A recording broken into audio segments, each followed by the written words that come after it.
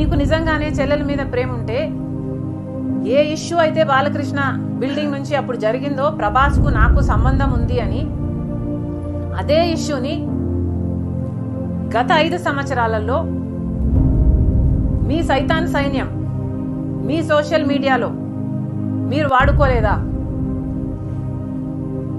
నేను ఏ రోజైతే కేసు పెట్టానో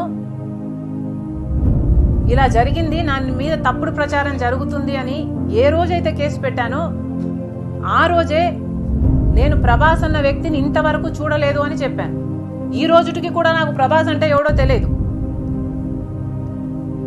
ఈ రోజుటికి కూడా చెప్తున్నా, ఆ రోజు ప్రమాణం చేశాను నా బిడ్డల మీద నాకు సంబంధం లేదు ఆయనతో అని. ఈ రోజు మళ్ళీ చేయడానికి కూడా చెప్తున్నా నాకు సంబంధం లేదు ఆయనతో.